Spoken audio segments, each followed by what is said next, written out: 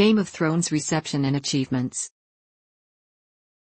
Game of Thrones was highly anticipated by fans before its premiere, and has become a critical and commercial success. According to The Guardian, by 2014 it was the biggest drama and the most talked about show on television. Cultural influence. Although Game of Thrones was dismissed by some critics before it began, its success has been credited with an increase in the popularity of the fantasy genre. On the eve of the second season's premiere, a CNN.com blog post by Joe Williams read, "After this weekend, you may be hard-pressed to find someone who isn't a fan of some form of epic fantasy," and cited Ian Bogost as saying that the series continues a trend of successful screen adaptations beginning with Peter Jackson's 2001 The Lord of the Rings film trilogy and the Harry Potter films, establishing fantasy as a mass-market genre. They are gateway drugs to fantasy fan culture. Its success in the face of its genre was attributed by writers to a longing for escapism in popular culture, frequent female nudity, and a skill in balancing lighthearted and serious topics, dragons and politics, for example, which provided it with the prestige enjoyed by conventional, top-tier drama series. The series' popularity increased sales of the A Song of Ice and Fire novels, republished in tie-in editions, which remained at the top of bestseller lists for months. According to the Daily Beast, Game of Thrones was a favorite of sitcom writers, and the series has been referred to in other TV series. With other fantasy series, it has been cited for an increase in the purchase and abandonment of huskies and other wolf-like dogs. Game of Thrones has added to the popular vocabulary. The first season's scene in which Peter Baelish explains his motives, or background, while prostitutes had sex in the background, gave rise to the word sexposition for providing exposition with sex and nudity. Dothraki, the series' nomadic horsemen, was ranked fourth in a September 2012 Global Language Monitor list of words from television most used on the Internet. In 2012, the media used Game of Thrones as a figure of speech or comparison for situations of intense conflict and deceit, such as the 2012 United States Supreme Court decision regarding healthcare reform legislation, the Syrian civil war, and the ousting of Bo Xilai from the Chinese government. Khaleesi has increased in popularity as a name for baby girls in the United States. In the novels and the TV series, Khaleesi is the title of the wife of a Khal, warlord, in the Dothraki language held by Daenerys Targaryen, and not actually a name. Critical response.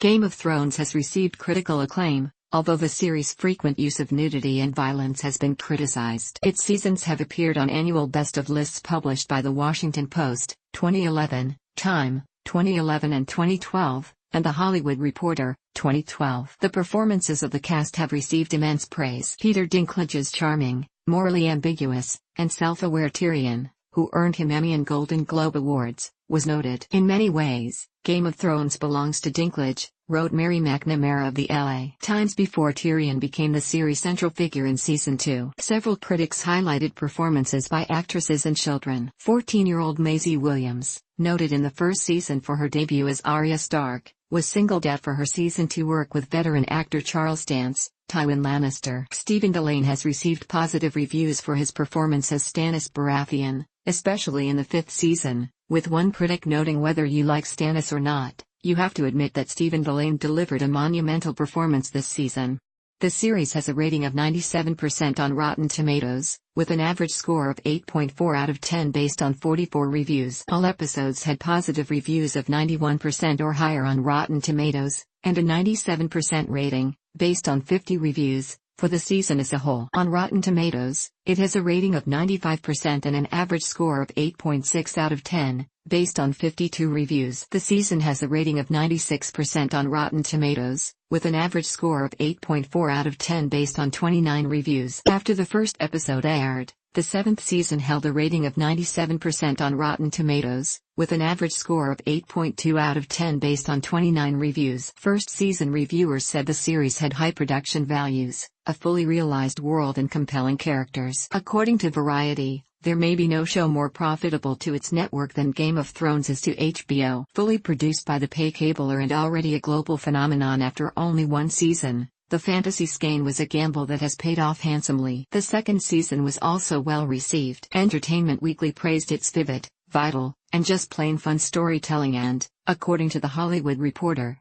The series made a strong case for being one of TV's best series. Its seriousness made it the only drama comparable to Mad Men or Breaking Bad. The New York Times gave the series a mixed review, criticizing its number of characters, their lack of complexity and a meandering plot. The third season was extremely well received by critics, with Metacritic giving it a score of 91 out of 100, indicating universal acclaim. The fourth season was similarly praised. Metacritic gave it a score of 94 out of 100 based on 29 reviews, again indicating universal acclaim. The fifth season was also well received by critics and has a score of 91 out of 100, based on 29 reviews, on Metacritic. The sixth season has been praised by critics, though not as highly as its predecessors. It has a score of 73 on Metacritic, based on 9 reviews, indicating generally favorable reviews. The seventh season scored 77 out of 100. Based on 12 reviews, and was praised for its action sequences and focused central characters, but received criticism for its breakneck pace and plot developments that defied logic.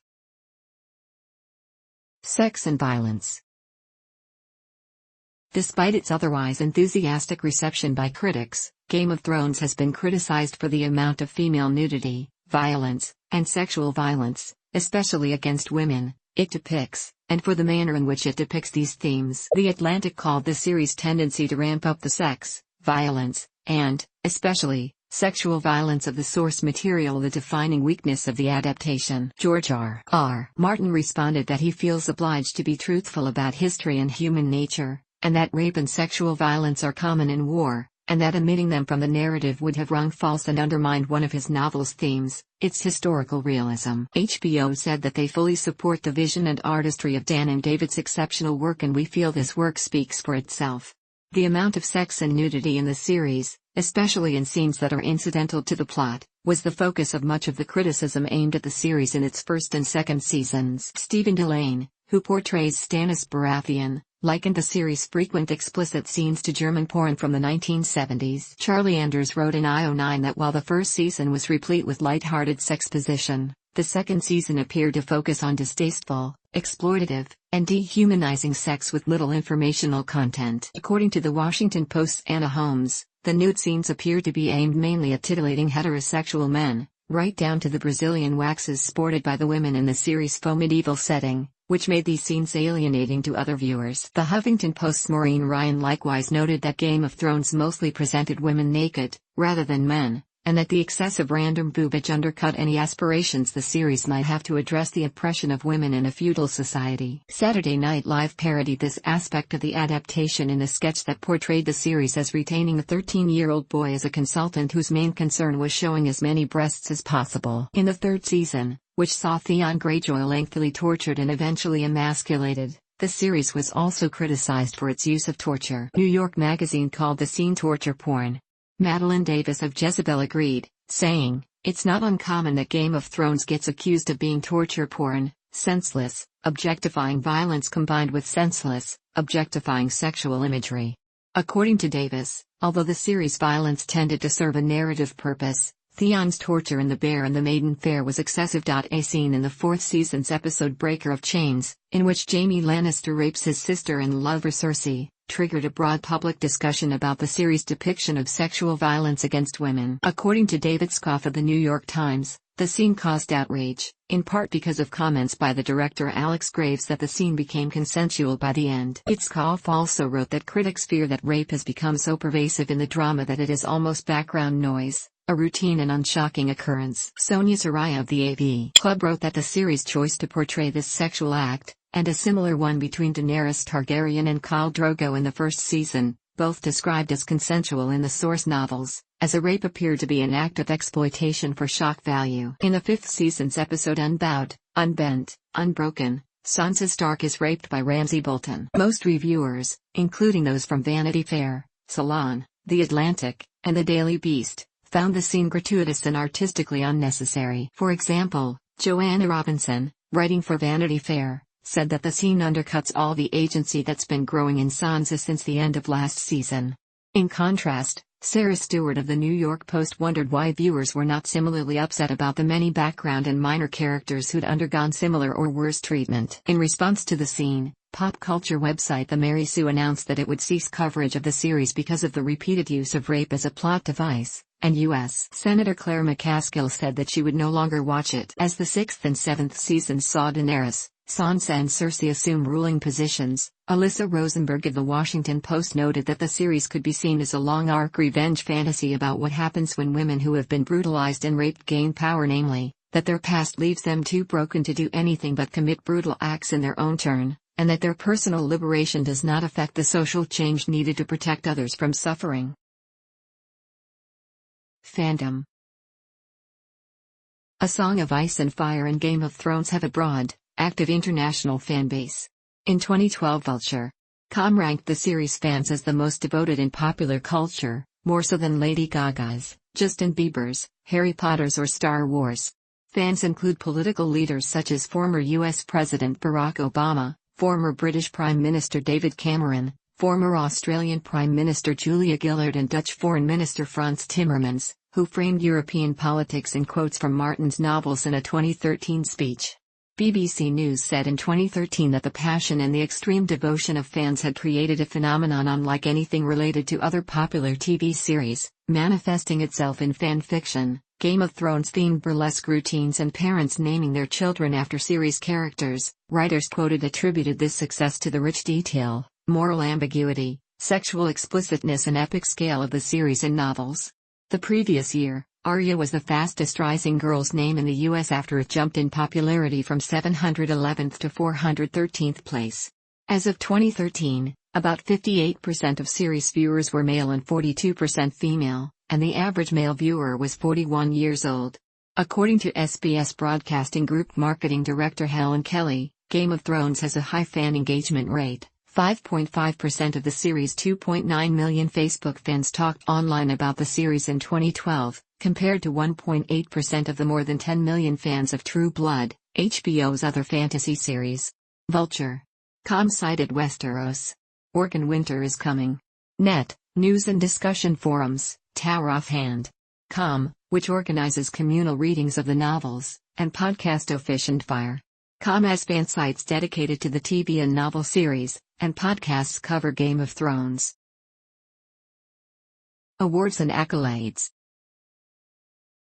Game of Thrones has won numerous of awards since it debuted as a series, including 47 Primetime Emmy Awards, 5 Screen Actors Guild Award, and a Peabody Award. It holds the Emmy Award record for a scripted television series, ahead of Frasier, which received 37. In 2013, the Writers Guild of America listed Game of Thrones as the 40th best-written series in television history. In 2015, The Hollywood Reporter placed it at number 4 on their Best TV Shows Ever list, while in 2016 the series was placed 7th on Empire's The 50 Best TV Shows Ever. The same year, Rolling Stone named it the 12th greatest TV show of all time. The 2011 first season received 13 Emmy nominations, including Outstanding Drama Series, and one for Outstanding Supporting Actor in a Drama Series, given to Peter Dinklage for his portrayal of Tyrion Lannister, and Outstanding Main Title Design. Other nominations included Outstanding Directing, Winter is Coming, and Outstanding Writing, Baylor. Dinklage was also named Best Supporting Actor at the Golden Globe, Satellite, and Scream Awards. In 2012,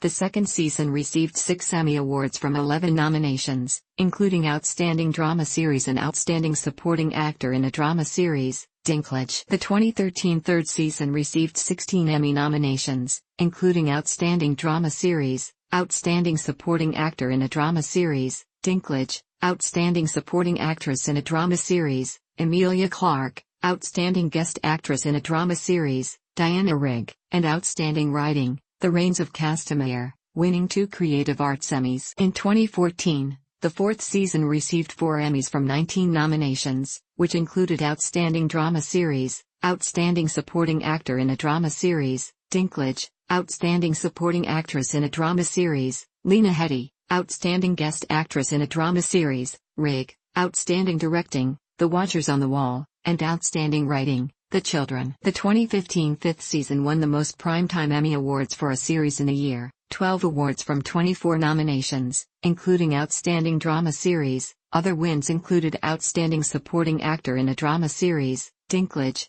Outstanding Directing, Mother's Mercy, and Outstanding Writing, Mother's Mercy, and 8 more Creative Arts Emmy Awards. In 2016, the The sixth season received the most nominations for the 68th Primetime Emmy Awards, 23. It won for Outstanding Drama Series, Outstanding Directing, Battle of the Bastards, Outstanding Writing, Battle of the Bastards, and 9 Creative Arts Emmys. Nominations included Outstanding Supporting Actor in a Drama Series, Dinklage and Kit Harington, Outstanding Supporting Actress in a Drama Series, Clark, Hetty and Maisie Williams, Outstanding Guest Actor in a Drama Series, Max von Sydow, and Outstanding Directing, The Door. In 2018, the 7th season received the most nominations at the 70th Primetime Emmy Awards, 22. It won for Outstanding Drama Series, Outstanding Supporting Actor in a Drama Series, Peter Dinklage, and 7 Creative Arts Emmys. Nominations included Outstanding Supporting Actress in a Drama Series, Lena Headey,